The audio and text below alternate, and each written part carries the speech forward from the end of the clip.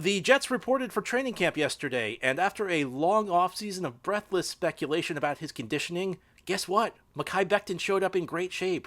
Can we please stop generating fake offseason controversies? That's what we'll talk about on today's episode of the Locked On Jets podcast.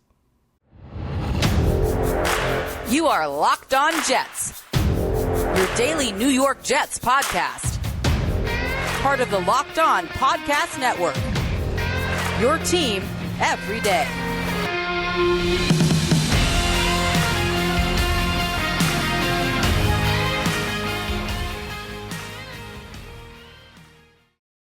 Welcome. This is the Locked On Jets podcast, part of the Locked On Podcast Network, your team every day. It's Wednesday, July 27th, 2022, and I'm your host, John B. from GanggreenNation.com.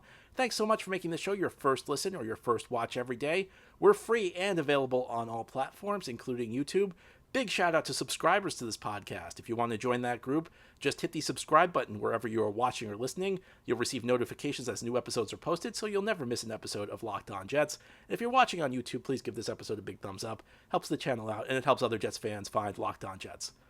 Well, yesterday the Jets reported for training camp. Practices begin today, or I should say, players who are not rookies reported yesterday. The rookies actually reported a week ago to camp. Practices do get underway today. It should be a pretty light day of practice for the Jets. But all eyes were on Makai Becton. Becton was a big topic of conversation through the offseason. There were constant media reports speculating about his conditioning.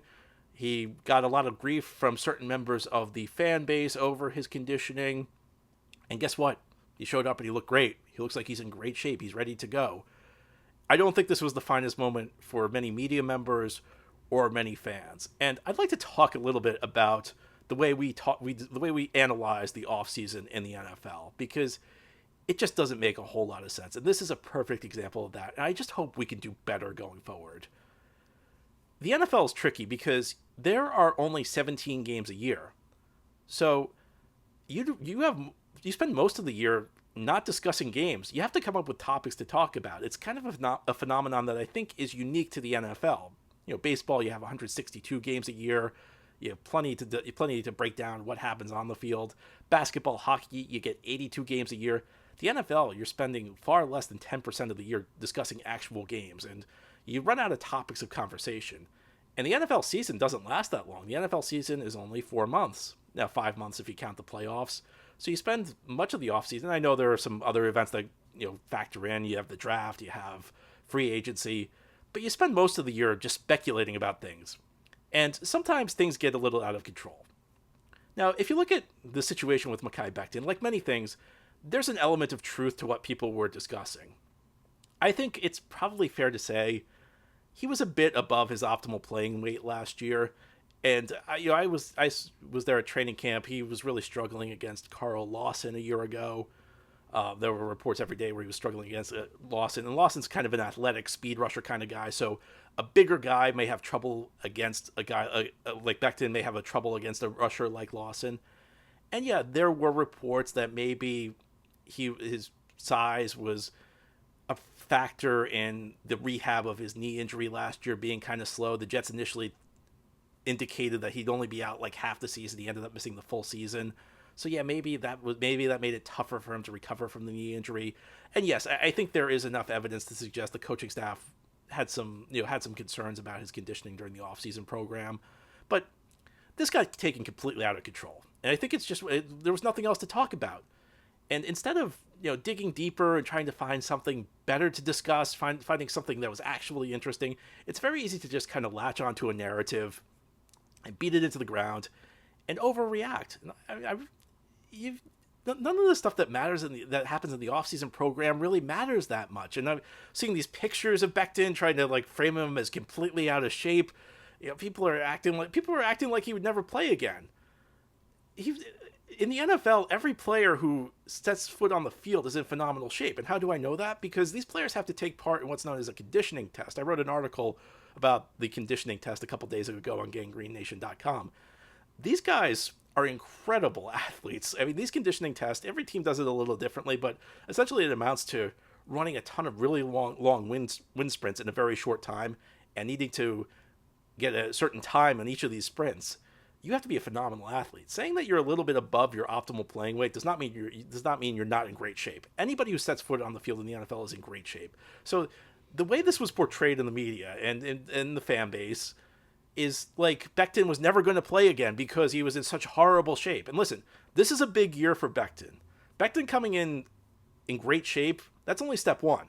It means nothing if he doesn't go out and play well this year. But that's what happens on the field. And that's something we've got to wait for. We can't just... I like to believe that we can do better than what's happened this past offseason with Makai Becton, because I don't think it's fair to the player, and I don't think it's really a good use of anybody's time. Sometimes there's not anything to discuss, and I know that's weird coming from a guy who does a podcast 5 days a week. There doesn't always need to be something you're breaking down, because in the offseason, stuff gets overanalyzed and overanalyzed and overanalyzed to death.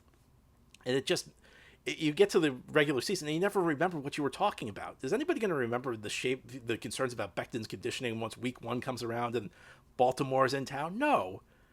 Sometimes you just have to find a different angle. And listen, I'll admit, there have been, I'm sure, when you write as much as I do, when you do podcasts 5 days a week through 10, 11 months of the year, I'm sure there are cases where I'm guilty of this, where I blow things out of proportion, where I maybe misread something, where maybe I talk about something a little bit too much, and I'll try and do my best to avoid this, but I just hope this is a lesson to everybody, because an off-season's worth of narratives were popped yesterday in a walk through the parking lot. Once the Jets posted a picture of Becton and how good he looked, everybody forgot about all of this speculation about his conditioning, whether he was going to fit in with the team, whether he was even going to play for the team. It got really silly. I really want this to be a lesson to everybody that maybe we should find better things to talk about. At the end of the day, we were always going to find out how good Becton was going to be based on what happened on the field. There was nothing he could do day 1 of training camp that was going to make a difference in his career. And this is a very big year for Becton because he missed all of last season. And even his rookie season, he was banged up a little bit. There are things to wonder about Becton. Now, his rookie season, I thought, in context, was pretty good. And you can't blame a guy for getting injured. It's not his fault. But there are always players in the NFL where you say, they're great when they're on the field. The problem is they're never on the field. So this year's a big year for Becton. Year 3. First year, that was pretty good in context. Year 2, that was maybe lost to injury, as a guy who's shown some tendencies to be banged up. But he's got to do it on the field. Didn't matter how he looked walking into training camp. It never did. And this is one of the funny things is now there's all this talk about how great he looks in training camp. And I guess I'm doing a segment on it right now, so I'm as guilty as anybody. It doesn't really matter, whether what the pictures look like. It matters how well he blocks players. Now, to the extent we're talking about what happens on the field, again, I think last year there's a pretty strong argument that maybe he was a little bit above his optimal playing weight. And again, that's so different from saying he's not in shape. He was in great shape last year. He passed the conditioning test, all these sprints in a short time frame. You have to be in great shape to pass a conditioning test in the NFL. You have to play in the NFL. You have to be in great shape. He was probably playing a little bit above his optimal weight, and I think that probably led to some of the struggles we heard about in training camp against Carl Lawson. And quite frankly, a guy like Becton, he's going to struggle against speed rushers unless he slims down a little bit. But the good thing about him is that at his size, he can take some weight off and still have plenty of power. And this is a guy who has the physical tools to be one of the most dominant tackles of his generation. And that might sound like very big praise. He's incredibly physically gifted. There are not many guys at his size with his strength who can move like he can. He's got the potential. Potential doesn't always mean it's realized, but he could be one of the dominant tackles of this generation. That's why the Jets drafted him a couple of years ago. There were players who were safer picks. There were players who were more refined, but there's that term that you always hear thrown around, ceiling.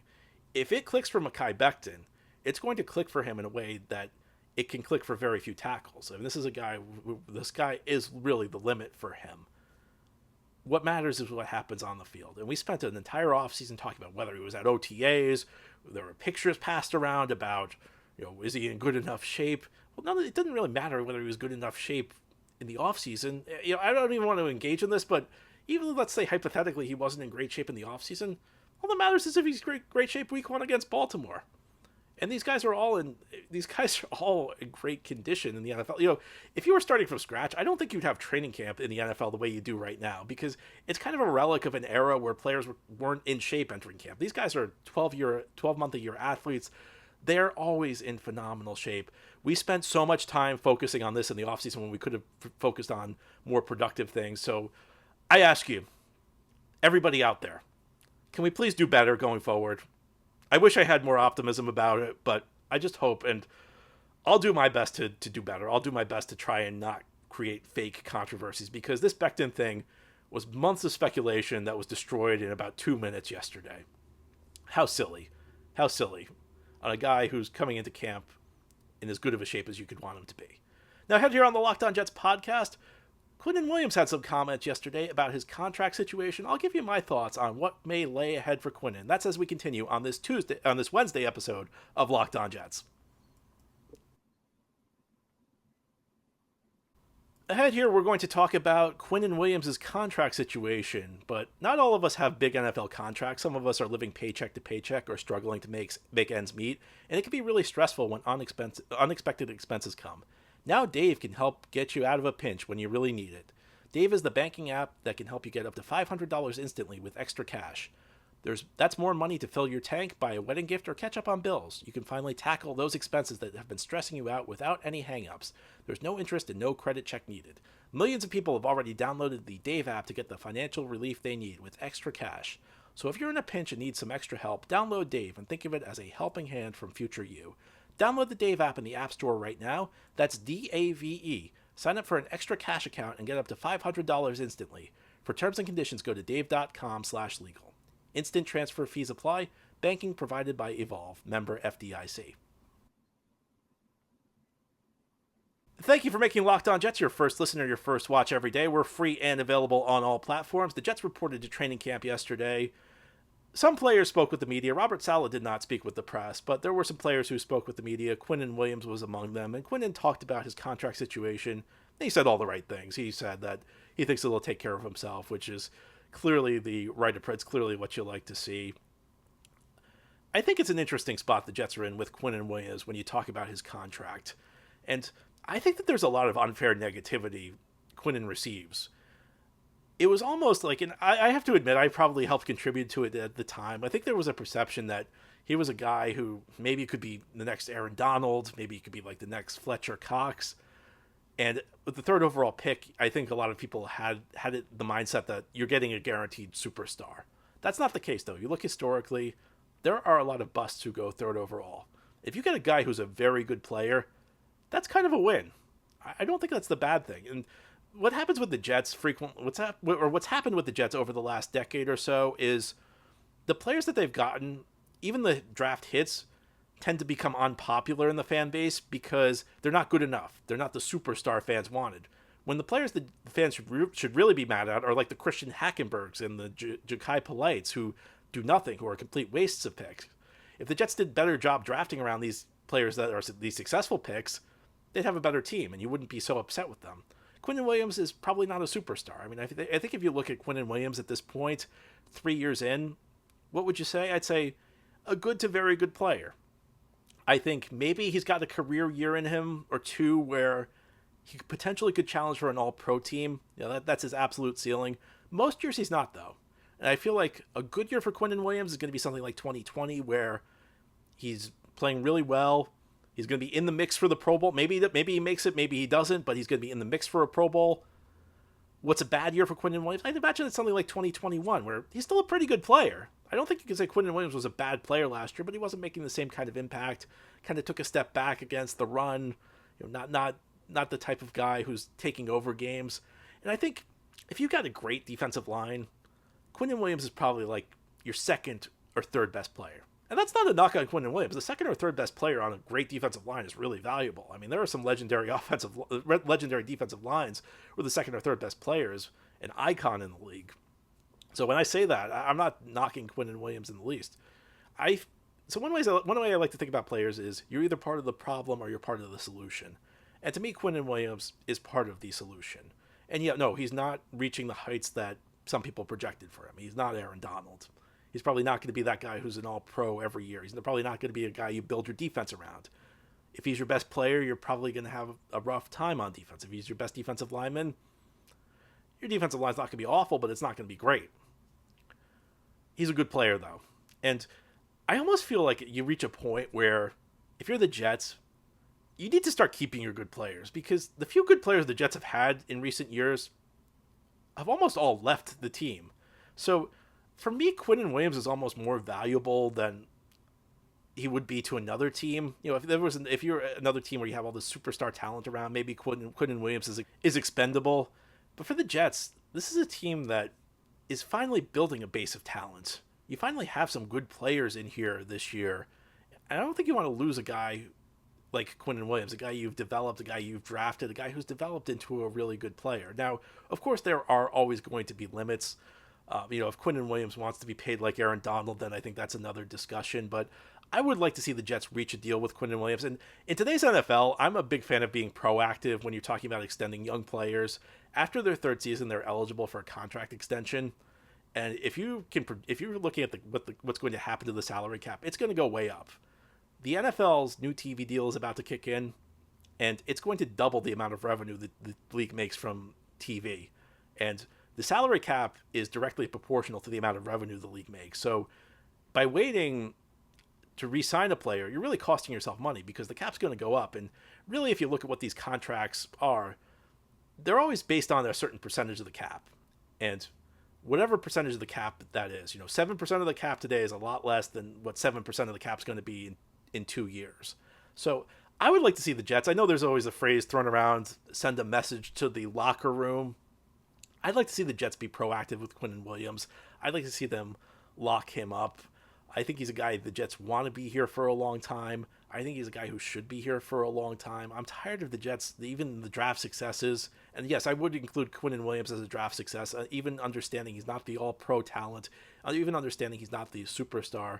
He's a guy who's been a good player for this team, and I'd like to see the Jets work something out with Quinnen Williams. And again, I'd like to see them be proactive. He's now eligible for an extension. If he gets off to a hot start this season, to me, that's the time to make the move. And they're not necessarily under a ton of stress right now, because he's in year 4. They've picked up the 5th-year option.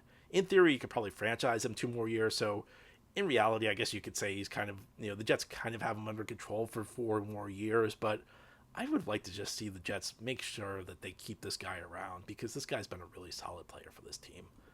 Now, ahead here on the Locked On Jets podcast, we will close things out. We'll discuss comments TJ Mosley made about playoff expectations. Are they reasonable for the Jets? I'll tell you what I think on this Wednesday episode. Well, the Jets are certainly not betting favorites to make the playoffs this year, but if you want to put some money on them, you should know that BetOnline.net is the fastest and easiest way to check on all your betting needs. You can find all of your latest sports and events at the #1 source for online odds, lines, and games. Find reviews and news for every league. That includes baseball, it includes the NBA, the NHL, even combat sports, esports, golf, and yes, the NFL. BetOnline continues to be the top online resource for all of your sports wagering information. From live in-game betting to scores to podcasts, they have you covered. Head to BetOnline today or use your mobile device to learn more about the action happening today. NFL futures are there. If you agree with CJ Mosley that the Jets can make a playoff run this year, this is a chance to put your money where your mouth is. BetOnline, where the game starts. This is the Locked On Jets podcast here on this Wednesday. It's the day after the Jets reported to training camp, or at least the non-rookies reported to training camp. A number of players spoke with the media yesterday. We've talked about Makai Becton. We've talked about Quinnen Williams. CJ Mosley made some news last week where he talked about how he feels that the Jets need to make the playoffs to be successful. He backed up those comments yesterday. Now, do I think the Jets need to be a playoff team this year to have a successful season? No. Do I think the players should view it that way? Absolutely. I think the players, when they step on the field, they should be expecting to win. Their goal should be to win. Their goal should be to make the playoffs. I see nothing wrong with what CJ Mosley said, but I look at this Jets team this year. I'm not saying they will make the playoffs, but I think the Jets actually might have a better shot than you would expect. Now, somebody may be watching this a year or two and laugh because maybe the Jets have had a bad season. I don't know how good of a team the Jets are going to have, but I look at this roster right now. I see more talent than I've seen in a long time on a Jets roster. I see actual good players that they've accumulated over the last couple of years. I feel like every year this time we try and talk ourselves into certain players who just aren't that good. This year, the Jets actually have some real talent. Now, a lot of it comes down to staying healthy, but that leads into my next point. We underestimate the role of luck in making the playoffs. I'm not talking about the Super Bowl. The Jets are not a Super Bowl team this year. They're not going to win 13 games. They're not going to win 14 games. Just not going to happen. But could they get to maybe 6 or 7? I guess, shouldn't that be the expectation? Maybe 7 or so? This is the thing. The difference between 7 wins and 10 wins in the NFL is really not that great. Around 2/3 of games are within one score of a difference in the fourth quarter. So luck plays an inordinate amount of the role in teams making the playoffs or missing the playoffs, because you get a string of good luck. You get a few lucky bounces. A good call goes your way in a tight game. You could maybe steal a game or two that you did not think you were going to win, or maybe that you did not deserve to win. If you have good injury luck, and some of your opponents have bad injury luck, that changes the calculus in which teams are good and which teams aren't. Sometimes it's just a few lucky bounces of the ball. Sometimes scheduling comes into play. Sometimes you end up with a light schedule. You end up with a lot of easy games. And in a 17-game season, this is the kind of thing that can make all the difference. Because again, it's not over the course of a long baseball season, 162 games. Most of the time, the luck's going to even out. Yeah, you'll have some good luck, but you also have some bad luck. Occasionally, you have a team that just has an inordinate amount of good luck over 162 games, but even the next year, that kind of evens out. And the NFL is a short season, and the shorter the season is, the shorter the time frame, the more luck plays into it, the more randomness plays into it. So the difference between a 7-win team and a 10-win team could just be a few bounces of the ball at various points in the season. My expectation is not for the Jets to make the playoffs this year, but for the first time in a while, I feel like they actually have a shot. I don't want to say it's a great shot. I think that they will need luck. A team with more talent may not need as much luck because they can just lean on their talent. But if the Jets are really a 7-win team this year, a few breaks here or there could take you to 10. It could get you in. And that's what this time of year is all about. This is the time of year to be optimistic. It's the time of year to be hopeful. And I've seen people criticize CJ Mosley for saying that he expects the Jets to be a playoff team. Well, what's he supposed to say? Of course he's saying that. That's how he should feel. If you're an athlete, every time you take the field, you should feel you're going to win. And who knows? Maybe CJ Mosley will actually be right this year. Anyway, that's all for our show today. Thank you for listening. Thank you for watching. This has been the Locked On Jets podcast, part of the Locked On Podcast Network, your team every day. Big shout out to subscribers once again. If you want to join that group, hit the subscribe button where you're listening or watching, and you'll receive notifications as new episodes are posted, so you'll never miss an episode. If you're listening on a podcast source, please give the show a 5-star review. It helps us out. And on the same note, if you're watching on YouTube, please give the show a thumbs up. Hope you have a great Wednesday, everybody. Send in your mailbag questions. This week, we're doing our mailbag show on Thursday. I look forward to answering them. Take care, everybody.